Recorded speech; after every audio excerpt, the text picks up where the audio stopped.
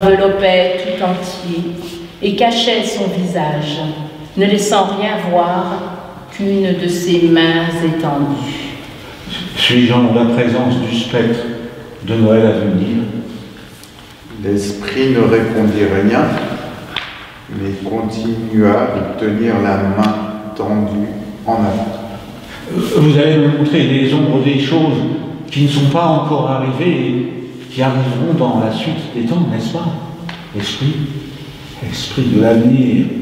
Je vous redoute plus qu'aucun des spectres, mais parce que je sais que vous proposez mon bien, je suis prêt à vous accompagner avec un cœur reconnaissant.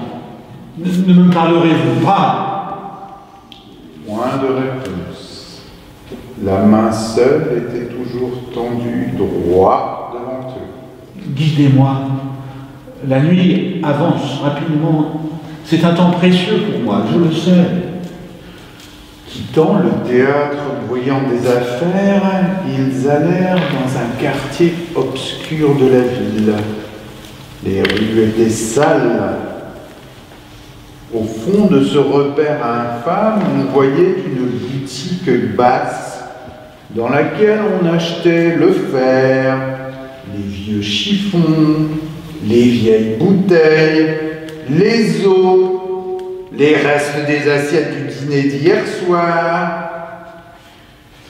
Une femme chargée d'un lourd paquet se glissa dans la boutique. Défaites mon paquet.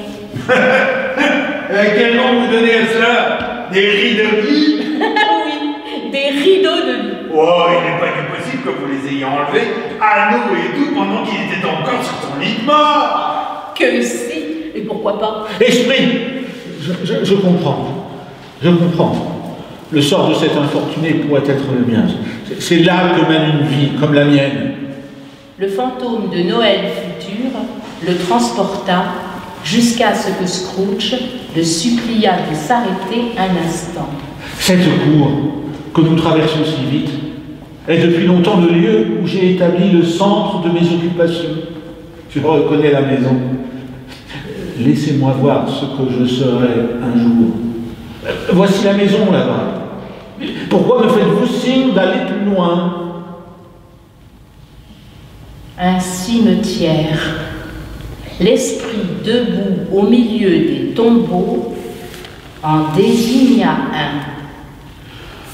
Scrooge se traîna vers le tombeau, tremblant de frayeur, et lut sur la pierre d'une sépulture abandonnée son propre nom, Ebenezer Scrooge. Non, Esprit. Ah, non. Esprit, écoutez-moi. Je ne suis plus l'homme que j'étais. Pourquoi me montrer toutes ces choses s'il n'y a plus aucun espoir pour moi?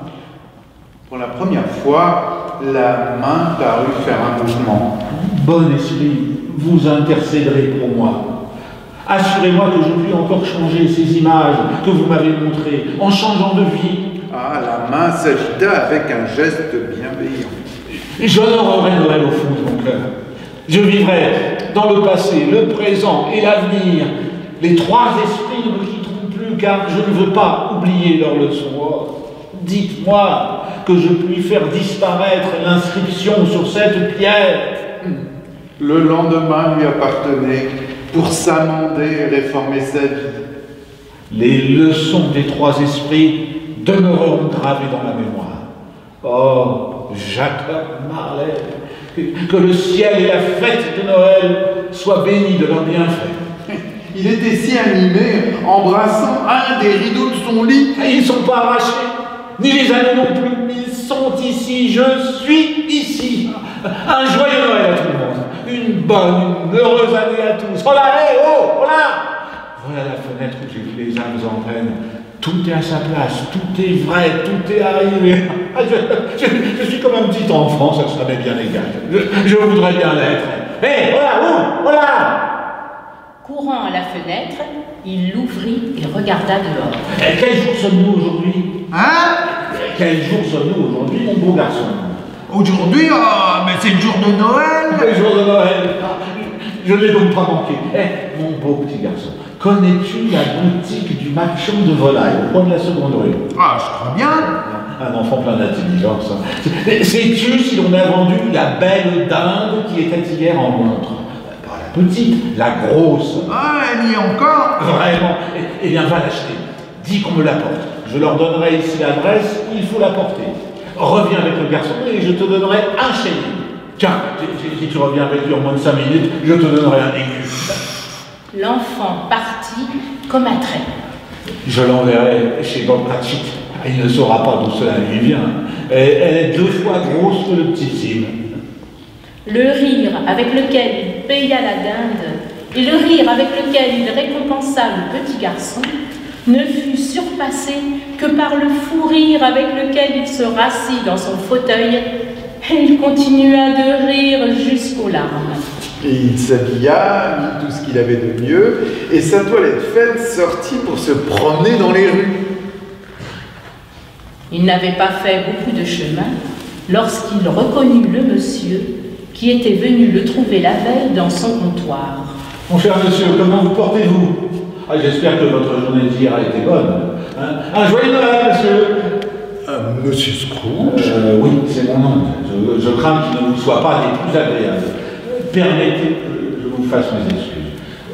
Voudriez-vous avoir la bonté? Scrooge lui murmura quelques mots à l'oreille. Est-il Dieu possible? Oh, mon cher monsieur Scrooge, parlez-vous sérieusement? Je ne fais que semer l'arriéré, je vous assure. Il parcourut les rues, il donna aux enfants des petites tapes caressantes sur la tête, il interrogea les mendiants sur leurs besoins. Tout ce qu'il voyait lui faisait plaisir. L'après-midi, il dirigea ses pas du côté de la maison de son neveu. Il passa et repassa une 12aine de fois devant la porte, avant d'avoir le courage de frapper. Mais enfin, il s'enhardit et il dit à la servante: Votre maître est-il chez lui, ma chère enfant? Il est dans la salle à manger, monsieur, avec madame. Merci, il me connaît, je vais entrer ici, mon enfant. Il tourna le bouton tout doucement et passa la tête de côté par la porte entrebâillée. Fred! Dieu me pardonne, qui est donc là? C'est moi, votre oncle Scrooge. Je viens dîner. Voulez-vous que j'entre, Fred? S'il voulait qu'il entrât. Peu s'en fallut qu'il ne lui disloquât le bras pour le faire entrer. Au bout de 5 minutes, Scrooge fut à son aise comme dans sa propre maison. Mais le lendemain, Scrooge se rendit de bonne heure au comptoir, de très bonne heure. S'il voulait seulement y arriver le premier et surprendre Bob Cratchit en flagrant délit de retard. L'horloge sonna 9 heures. Point de Bob. 9h15. Point de Bob. Bob se trouva en retard de 18 minutes et demie.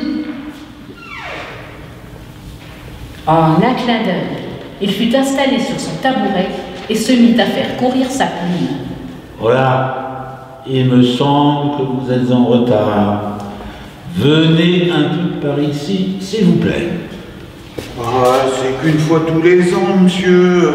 Ça m'arrivera plus. Fort bien.